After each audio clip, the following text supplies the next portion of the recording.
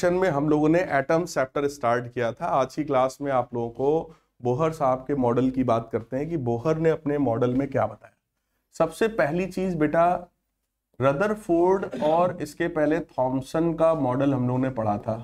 ठीक, बोहर साहब ने एक चीज पर दिमाग लगाया, वो चीज ये थी, रदरफोर्ड ने ये कहा था कि न्यूक्लियस के अराउंड इलेक्ट्रॉन किसी भी ऑर्बिट में रिवॉल्व कर सकता है, किसी भी ऑर्बिट में रिवॉल्व कर सकता है। उन्होंने कोई फिक्स ऑर्बिट जैसा कोई कॉन्सेप्ट नहीं बताया। उन्होंने कहा कि वो रिवॉल्व करते समय एनर्जी भी रेडिएट करेगा, इलेक्ट्रोमैग्नेटिक एनर्जी, और अगर एनर्जी रेडिएट कर रहा है तो उसके पाथ का जो रेडियस है वो रेडियस कम होता जाएगा और एक समय ऐसा आएगा कि वो न्यूक्लियस में कोलैप्स कर जाएगा। मतलब ये स्टेबिलिटी को एक्सप्लेन नहीं कर पाए। उसी चीज को पकड़ लिया बोहर साहब ने और इन्होंने एक बोहर्स क्वांटाइजेशन कंडीशन बनाया। इन्होंने फुल क्वांटम मैकेनिक्स पर काम किया और इन्होंने कहा कि कोई भी इलेक्ट्रॉन अगर किसी न्यूक्लियस के अराउंड सर्टेन ऑर्बिट में रिवॉल्व कर रहा है तो उसके लिए बेटा एक डेफिनेट कंडीशन होती है। एक डेफिनेट कंडीशन को अगर वो फॉलो कर रहा है तब तो इलेक्ट्रॉन उसमें रिवॉल्व करेगा, वरना वो रिवॉल्व नहीं करेगा उस ऑर्बिट में। क्लियर? मतलब हर एक इलेक्ट्रॉन का अपना एक डेफिनेट ऑर्बिट होता है जिसको आप उस इलेक्ट्रॉन का घर कह सकते हो। ये उसका अपना स्टेबल ऑर्बिट है। क्लियर? इस घर से बाहर निकलेगा, किसी दूसरे घर में जाएगा तो उसको वहां पर कुछ खर्चा देना पड़ेगा। मान लो इस घर से निकल के आप महंगे घर में गए तो वहां का रेंट ज्यादा होगा, आपको वहां पर कुछ खर्चा करना पड़ेगा। और अगर इस घर से आप किसी सस्ते घर में आए, लोअर ऑर्बिट में आए, तो आपको वहां पर भाई आपका पैसा बचेगा। बात समझ में आई? कुछ इस तरह का कॉन्सेप्ट इन्होंने निकाला। इन्होंने कहा इलेक्ट्रॉन केवल उसी ऑर्बिट में रिवॉल्व करता है जहां पर उसका एंगुलर मोमेंटम, चेक करिए, एंगुलर मोमेंटम का मतलब होता है movement of momentum, so that is MVR। So this angular momentum is integral multiple of h upon 2 पाई। इन्होंने कहा कि जिस ऑर्बिट में इलेक्ट्रॉन का एंगुलर मोमेंटम h अपॉन 2 पाई का इंटीग्रल मल्टीपल होता है, केवल उसी ऑर्बिट में इलेक्ट्रॉन रिवॉल्व करता है। क्लियर? इन्होंने h जो है वो प्लैंक्स कांस्टेंट होता है। प्लैंक्स कांस्टेंट की वैल्यू बेटा कितनी है? 10 की पावर -34 जूल सेकेंड। बाकी MVR आप समझते ही हैं, mass of electron, velocity of electron और रेडियस ऑफ इलेक्ट्रॉन ऑर्बिट, है ना। अब मैटर ये सर, ये फॉर्मूला आखिर कहां से आया? इन्होंने ये कहा कि भाई अगर इलेक्ट्रॉन किसी सर्टेन ऑर्बिट में रिवॉल्व कर रहा है, ठीक, तो इलेक्ट्रॉन के पास क्योंकि वेव नेचर भी होता है, ठीक, तो इस ऑर्बिट का अगर मैं रेडियस बेटा r मान लूं तो इस पूरे ऑर्बिट का जो लेंथ है, क्या वो लेंथ 2 पाई r हो गया? तो इन्होंने कहा कि ऑर्बिट का जो सरकमफेरेंस है, जो लेंथ है, that must be equal to n times wavelength of the wave. अगर इलेक्ट्रॉन वेव की तरह बिहेव कर रहा होगा तो फॉर एग्जांपल मान लो यहां पर इलेक्ट्रॉन अगर है तो इस तरीके से वेव अगर ये फॉर्म करेगा, ठीक, तो यही डिस्टेंस तो वेवलेंथ होती है। तो ये कितनी वेवलेंथ इस पे फॉर्म करेगा? वो कुछ n टाइम्स होगा। भाई आधी वेव तो फॉर्म करेगा नहीं, 1/3 वेव तो फॉर्म करेगा नहीं। अगर इलेक्ट्रॉन ऑसिलेट कर रहा है तो उनका मतलब यह है कि स्टेबल ऑर्बिट वही होना चाहिए जिसमें मान लो इस तरह की वो 100 वेव फॉर्म कर रहा है, ठीक। So this should B 100 lambda. बोलो यार, अगर इलेक्ट्रॉन ने 100 वेव्स फॉर्म किया तो टोटल लेंथ कितना हो गया? 100 लैम्डा। और वही किसके बराबर होना चाहिए? 2 पाई r के बराबर होना चाहिए। यहीं से इन्होंने कंडीशन निकाला। अब ये जो वेवलेंथ होता है इसकी बात हम लोग कर चुके हैं डी ब्रोगली हाइपोथेसिस में कि इसको हम h अपॉन mv बोल सकते हैं, बोल सकते हैं, h अपॉन मोमेंटम mv। अब यहां से बेटा चेक करो, ये mv इधर भेज दो तो बन जाएगा MVR और ये बन जाएगा NH अपॉन 2 पाई।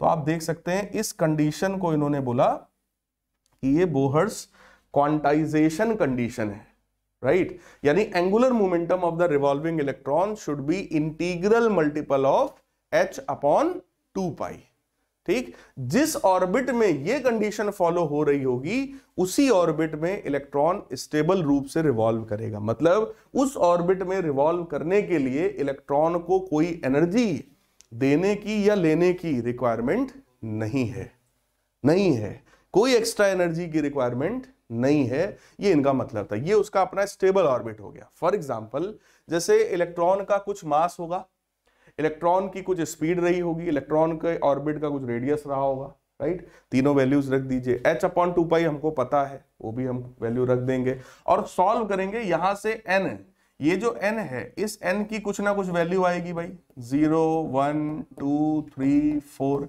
हालांकि 0 का कोई मतलब नहीं है, क्योंकि m v और r की अगर कुछ वैल्यू है तो भाई 0 तो कभी नहीं होगा। बोलो यार, कुछ ना कुछ तो आएगा ही सॉल्व होकर। इसका मतलब ये n की वैल्यू 1 2 3 4 कुछ ना कुछ होगी। अगर ये n की वैल्यू फ्रैक्शन में आ रही है तो मतलब ये उसका स्टेबल ऑर्बिट नहीं है।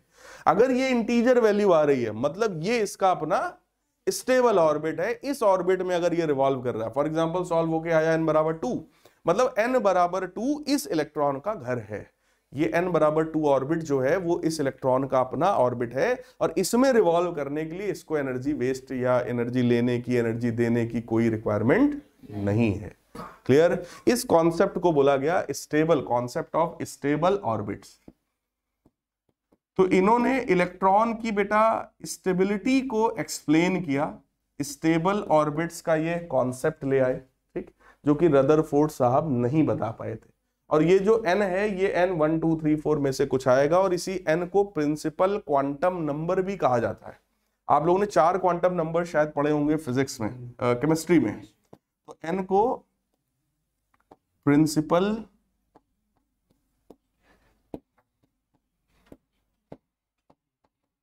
क्वांटम नंबर, प्रिंसिपल में शायद PAL होता है ना, प्रिंसिपल क्वांटम नंबर। तो NLMS 4 क्वांटम नंबर्स होते हैं। क्या क्या नाम होता है principal quantum number? Azimuthal quantum number, magnetic quantum number और स्पिन क्वांटम नंबर। NLMS 4 होते हैं। निकालने आते हैं आप लोगों को? केमिस्ट्री में पढ़ा होगा आप लोगों ने, हाँ, तो उसको सीख लेना टीचर से, अगर नहीं आता होगा फिर पूछ लेना। तो फिलहाल n जो है वो प्रिंसिपल क्वांटम नंबर, और आपको केमिस्ट्री में भी बताया गया होगा प्रिंसिपल क्वांटम नंबर जो होता है वो इलेक्ट्रॉन के ऑर्बिट को बताता है कि ये वाला इलेक्ट्रॉन किस ऑर्बिट का है, यानी ये उसी स्टेबल ऑर्बिट को एक्सप्लेन कर रहा है। क्लियर? अब आ जाते हैं सीधे सीधे इनके मॉडल पर कि इन्होंने क्या मॉडल बताया। So Bohr's model of hydrogen atom. Bohr साहब ने अपना मेहनत किया होगा और ये हाइड्रोजन या हाइड्रोजन लाइक जो एटम्स होते हैं, यानी सिंगल इलेक्ट्रॉन जो एटम्स होते हैं, उनका इन्होंने मॉडल बनाया। तो सिंगल इलेक्ट्रॉन, जैसे हाइड्रोजन की बात करो, हाइड्रोजन के पास बेटा एक इलेक्ट्रॉन होता है, एक ही प्रोटॉन होता है। न्यूट्रॉन कितने होते हैं? 0, अगर 1h1 की बात कर रहा हूं तो, ठीक। प्रोटियम जिसको बोलते हैं, 3 आइसोटोप होते हैं। 1h1 की अगर मैं बात करूं, जिसको नॉर्मली हाइड्रोजन बोला जाता है, तो हाइड्रोजन के पास भैया एक इलेक्ट्रॉन है। ऐसे ही अगर बेटा हीलियम की बात करें, हीलियम का यहाँ 2 होता है, यहाँ 4 होता है, मतलब 2 इलेक्ट्रॉन है, 2 प्रोटॉन है, राइट। इसमें से एक इलेक्ट्रॉन डोनेट करा दो तो बन जाएगा He+, और इसमें कितने इलेक्ट्रॉन बचेंगे? 1। सही है। लिथियम का यहाँ 3 होता है, यहाँ 7 होता है। अगर 2 इलेक्ट्रॉन से डोनेट करा दो तो इसके पास भी कितना बचेगा? 1। तो जनरली हाइड्रोजन के लिए, हीलियम के लिए, लिथियम के लिए ये मॉडल जो हम लोग पढ़ने चल रहे हैं ये वैलिड होता है, ठीक। अब मॉडल पर आ जाते हैं कि मॉडल क्या था। मॉडल भैया बड़ा सिंपल सा था कि अगर यहां सेंटर पर कोई न्यूक्लियस है और उस न्यूक्लियस में Ze के बराबर बेटा चार्ज है। न्यूक्लियस में बोलो पॉजिटिव चार्ज होता है, जितने प्रोटॉन्स होंगे उतना पॉजिटिव चार्ज होगा। प्रोटॉन्स होते हैं Z के बराबर, ठीक। तो Ze के बराबर बेटा पॉजिटिव चार्ज है और ये इलेक्ट्रॉन है, ठीक। और इलेक्ट्रॉन सर्टेन ऑर्बिट में रिवॉल्व हो रहा है। इस इलेक्ट्रॉन की कुछ ना कुछ स्पीड रही होगी v, इसका कुछ ना कुछ मास रहा होगा, और ये जिस ऑर्बिट में घूम रहा है बेटा उसका कुछ ना कुछ स्पीड रेडियस रहा होगा। क्लियर? अगर इलेक्ट्रॉन सर्कुलर ऑर्बिट में घूम रहा है तो बोलो सर्कुलर पाथ में बने रहने के लिए there must be a force required known as centripetal force. यानी कि सर्कुलर पाथ में भैया तो सेंटर की तरफ फोर्स होना चाहिए, और वही फोर्स सेंट्रीपिटल है। और ध्यान से देखो तो वो फोर्स बोलो इलेक्ट्रोस्टैटिक अट्रैक्शन वाला फोर्स है भैया। निगेटिव चार्ज है, ये पॉजिटिव चार्ज है, दोनों अट्रैक्ट करेंगे, और यही फोर्स सेंटर की तरफ है। और इस फोर्स की वैल्यू देखो बेटा 1/4πε0, जिसको के लिख रहे हैं 1/4πε0 Q1 Q2, तो ZE into E divided by R square, correct है, यही वो फोर्स है। ठीक, और चेक करो एक R से एक R कैंसिल हो जाएगा, तो यहां से हम लोग R की वैल्यू निकाल सकते हैं, और वो R आएगा KZE square upon MV square. Let us suppose this is equation number 1 and this is equation number 2। Clear है? दूसरी चीज, अगर ये बोहर साहब का मॉडल है तो उनका क्वांटाइजेशन कंडीशन हम कैसे भूल सकते हैं? ठीक, सबसे पहली चीज देखो, सर्कुलर पाथ था तो हमने सर्कल वाला जो हमने अभी तक सीखा 11th में, भैया सेंट्रीपिटल होना चाहिए, हमने लगा दिया।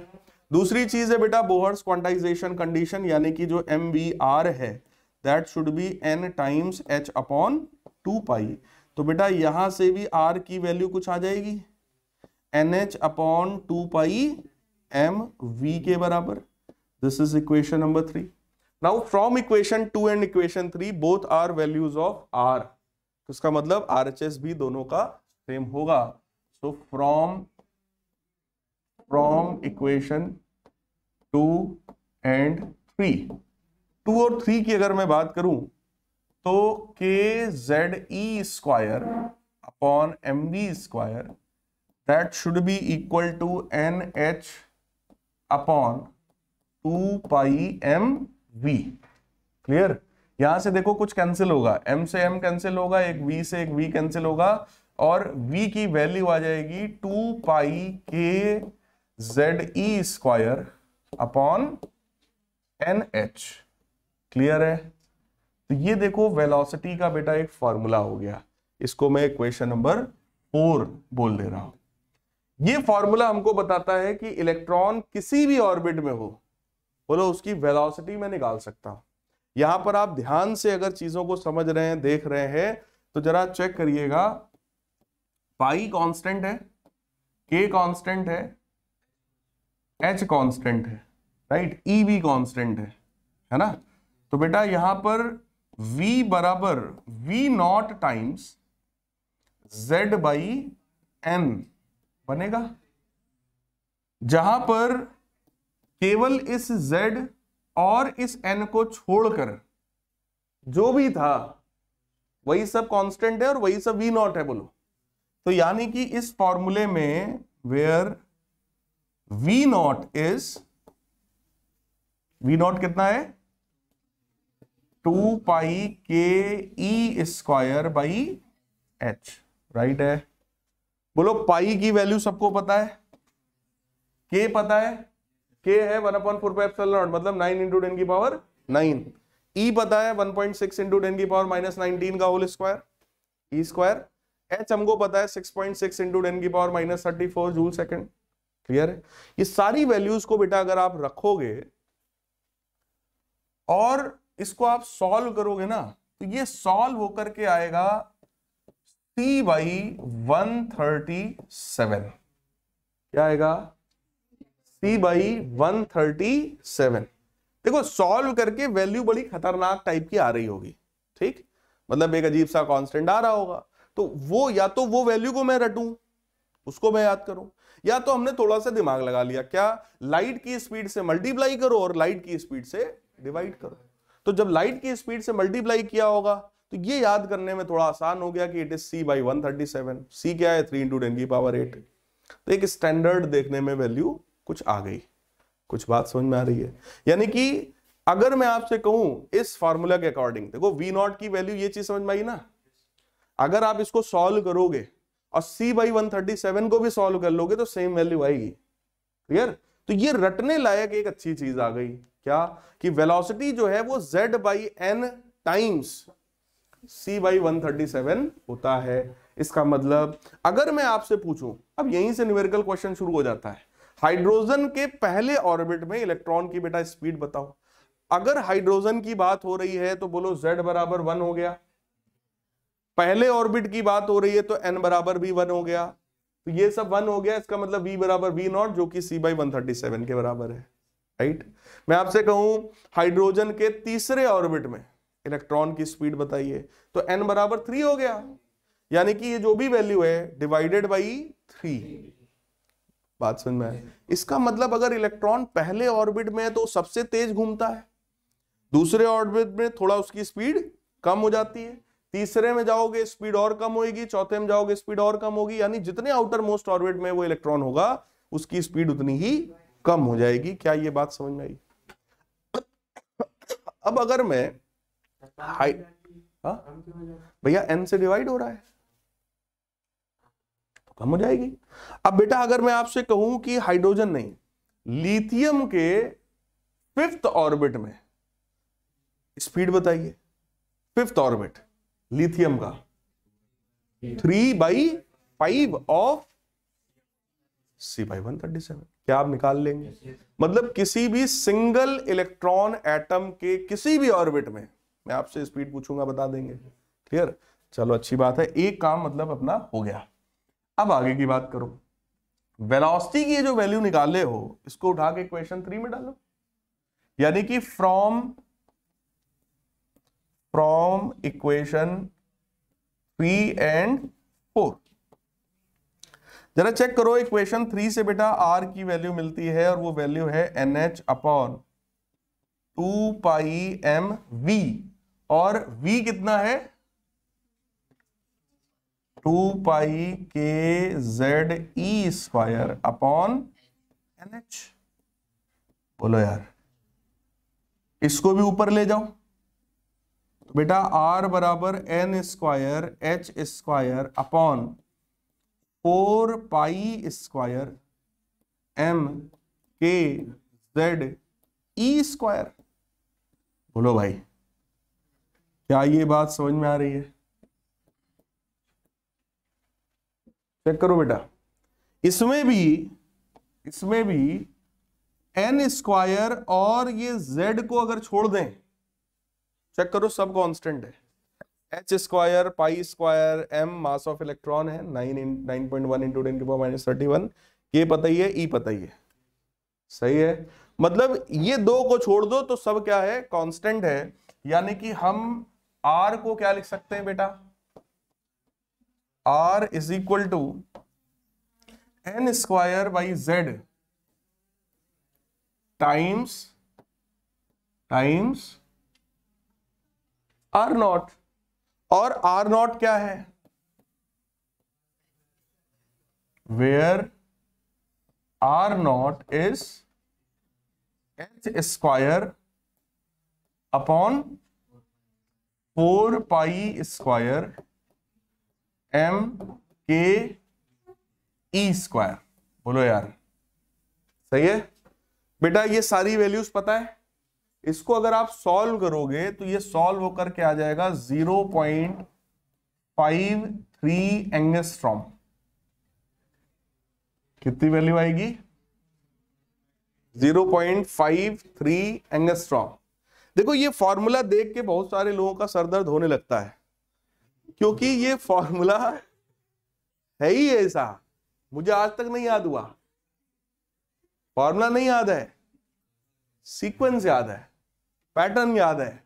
शुरुआत कहां से हुआ, सर्कुलर पाथ से। बाकी बोहर का है तो उनकी क्वांटाइजेशन कंडीशन चलेगी, इधर से आर निकालो, इधर से आर निकालो, बराबर कर दो, वी आ जाता है। वी की वैल्यू इसमें डाल दो तो सॉल्व होकर के आर का एक खतरनाक फॉर्मूला आ जाता है। ठीक, अभी और एनर्जी के फॉर्मूले आएंगे, इसमें 8-10 ऐसे फॉर्मूले हैं बेटा जो सरदर्द करा देंगे। तो आपको ये पैटर्न याद करना है कि कभी भी जरूरत होगी हम खटाखट यहां से लगाना शुरू कर देंगे और यहाँ पे तुरंत पहुंच जाएंगे बिना रटे फॉर्मूला। बात समझ में आई? स्टैंडर्ड चीज रट लेंगे, क्या, v बराबर z/n टाइम्स v0, और v0 होता है C/137, ये रट लेंगे, इतना रट सकते हैं। ठीक, ऐसे रेडियस है, इसमें रट लेंगे कि भैया r जो होता है वो n²/z टाइम्स r0 होता है, और r0 की वैल्यू 0.53 एंगस्ट्रॉम होता है, ये हम रट लेंगे। बात समझ में आई? बाकी ये फॉर्मूला तो हमें भी नहीं याद है। आप हमसे कभी भी आगे पूछो सर फॉर्मूला क्या था, हमें नहीं पता, डिराइव कर लेंगे। बात समझ में आई? तो इसको थोड़ा सा समझ लो। अब यहां पर बेटा चेक करो और मुझे बताओ, अगर मैं आपसे कहूं हीलियम के थर्ड ऑर्बिट की रेडियस कितनी है? अगर हीलियम का है बेटा थर्ड ऑर्बिट है तो 3 का स्क्वायर 9, और हीलियम का है तो 2, 9/2 टाइम्स R0, और R0 की वैल्यू आपके सामने। सही है। मैं आपसे कहूं लिथियम के फिफ्थ ऑर्बिट की रेडियस बताओ, 25/3 R0 की वैल्यू पता है। तो ऐसे ही बोलो किसी भी एटम के किसी भी ऑर्बिट में इलेक्ट्रॉन की स्पीड और उसका रेडियस अगर मैं पूछूंगा तो आप बता सकते हैं। ठीक, तो इस पर बेटा डायरेक्ट क्वेश्चन आता है। ठीक है, 1 नंबर का डायरेक्ट क्वेश्चन इस पर आता है, या 2 नंबर वाले क्वेश्चन इस पर आपको सीधे सीधे मिल सकते हैं। ये आपको अच्छे से आना चाहिए। क्लियर? तो एक फेज इसका ये था। अब इसके बाद हम लोग इसमें बात कर लेते हैं एनर्जी की। एनर्जी में सोचो कौन कौन से टाइप की एनर्जी इस इलेक्ट्रॉन के पास हो सकती है। पहली तो एनर्जी इलेक्ट्रॉन की अपनी काइनेटिक एनर्जी, और काइनेटिक एनर्जी का फॉर्मूला बोलो ½ mv² होता है। जरा चेक करो, पहली ही इक्वेशन में मैंने R से R काट के इसको इक्वेशन 1 बनाया था, इसी टाइम के लिए बनाया था क्योंकि mv² तो यही दिख रहा है। हाफ का मल्टीप्लाई दोनों तरफ कर देंगे तो बोलो काइनेटिक एनर्जी मिल जाएगी। हाफ का मल्टीप्लाई करोगे तो जरा चेक करो, this is kZe² upon 2R। क्या ये समझ में आई बात? This is the formula of kinetic energy. और काइनेटिक एनर्जी भैया हमेशा कैसा होता है? Positive, always positive. ये इसका नेचर है, क्योंकि ½ mv², मास हमेशा पॉजिटिव और v² है हमेशा पॉजिटिव, मतलब काइनेटिक एनर्जी कभी निगेटिव नहीं हो सकती। अब आ जाओ पोटेंशियल एनर्जी पर। पोटेंशियल एनर्जी यहां पर किस चीज की है? Electrostatic potential energy. भाई एक पॉजिटिव चार्ज है और एक निगेटिव चार्ज है, अगर r डिस्टेंस पर है तो बताओ एनर्जी का फॉर्मूला क्या होता है? 1/4πε0 Q1 Q2/R। R, ठीक, तो 1/4πε0 मतलब के Q1 कितना है बेटा? ZE। Q2 कितना है? -E अपॉन R, यानी कि -kZe² अपॉन R। तो ये हो गया बेटा पोटेंशियल एनर्जी। निगेटिव क्यों मैंने रखा? पोटेंशियल एनर्जी एक स्केलर क्वांटिटी है, और स्केलर क्वांटिटीज में बोलो साइन के साथ रखते हैं, है ना। तो एक पॉजिटिव चार्ज एक निगेटिव चार्ज है, इनकी पोटेंशियल एनर्जी हमेशा निगेटिव होगी, और वो ये रिप्रेजेंट करता है कि they will attract each other. Negative potential energy का मतलब they will attract each other, attractive force है इनके बीच का, ये रिप्रेजेंट हो रहा है यहां पर। ठीक, और अगर मैं दोनों एनर्जीज को जोड़ दूं तो भाई साहब टोटल एनर्जी आ जाएगी, और टोटल एनर्जी का मतलब जरा बेटा चेक करना, kZe²/2R प्लस -kZe²/R, है ना।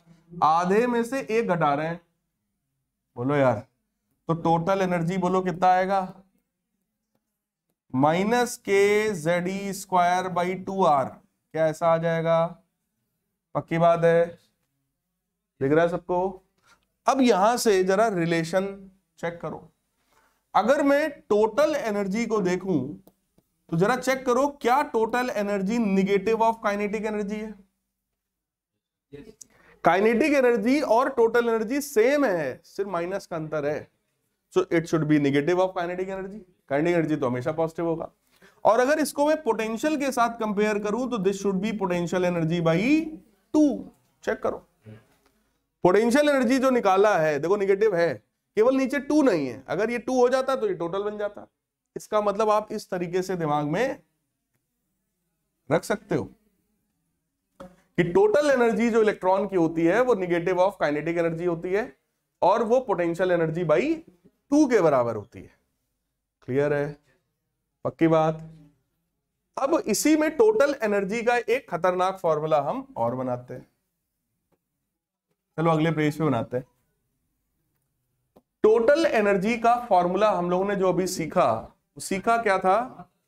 kZe² upon 2R। तो माइनस का kZe² अपॉन 2R, और बोलो R का एक फॉर्मूला हम पहले ही पढ़ चुके हैं। बोलो भाई, R का एक फॉर्मूला हम पहले ही पढ़ चुके हैं, n² h²। देखो जो डिवाइड में होएगा वो ऊपर जाएगा, और क्या है डिवाइड में? 4π² m 4 पाई स्क्वायर एम के जेड ई स्क्वायर, 4 पाई स्क्वायर एम के जेड ई स्क्वायर। बोलो सही है? तो भैया ये एनर्जी का एक खतरनाक सा फॉर्मूला आया, ये 2 से ये कटेगा, 2 पाई स्क्वायर, ध्यान से देखना बेटा, एम के स्क्वायर जेड स्क्वायर ई की power 4 upon N square H square. This is the formula of total energy. Total energy जो आती है बेटा वो निगेटिव आती है।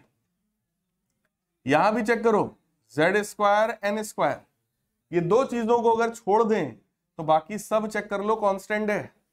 यानी कि टोटल एनर्जी जो है that is negative of Z square by N square times E naught, है ना? Where this E naught is, where this E naught is, E naught की वैल्यू बोलो भाई, 2 pi square M upon H square. सही है? ये सब बोलो कांस्टेंट है। इन सब की वैल्यू अगर मैं यहां पे रखूंगा तो ये सॉल्व होकर आएगा 13.6 इलेक्ट्रॉन वोल्ट। इलेक्ट्रॉन वोल्ट का मतलब 1.6 इंटू 10 की पावर -19 जूल। इसका मतलब ये सबको सॉल्व करेंगे और इसमें ई का डिवाइड और करेंगे। इन सबको सॉल्व करोगे बोलो जूल में आएगा, वो जूल में आ रहा होगा आड़ा टेढ़ा, तो हमने क्या किया 1.6 इंटू 10 की पावर -19 से और डिवाइड मार दिया ताकि ये वैल्यू इलेक्ट्रॉन वोल्ट में आ जाए। क्लियर है? ठीक। अब सोचो एनर्जी का फॉर्मूला हमारे पास, इसका मतलब क्या बन गया, minus Z square by N square times E naught, और ई नॉट की वैल्यू पता है हमको। इसका मतलब अगर मैं आपसे कहूं हाइड्रोजन के पहले ऑर्बिट में इलेक्ट्रॉन की बेटा एनर्जी बताओ भाई, ये 1 ये भी 1, पहला ऑर्बिट हाइड्रोजन का, ये भी 1 और ये ई नॉट के बराबर, यानी कि माइनस का 13.6 इलेक्ट्रॉन वोल्ट। मैं आपसे कहूं हाइड्रोजन के सेकंड ऑर्बिट में एनर्जी बताओ, हाइड्रोजन का है तो 1 और सेकंड ऑर्बिट है तो 2 का स्क्वायर मतलब 4, यानी कि दिस बाई 4। बोलो यार, -13.6 अपॉन 2 स्क्वायर यानी 4। थर्ड ऑर्बिट में बाई 9, फोर्थ ऑर्बिट में बाई 16। क्या ये बात समझ में आ रही? मैं आपसे कहूं हीलियम के फोर्थ ऑर्बिट में एनर्जी बताइए। हीलियम की बात है तो बोलो 4 और फोर्थ ऑर्बिट मतलब 16, 4/16 मतलब 1/4 यानी -13.6 बाई 4।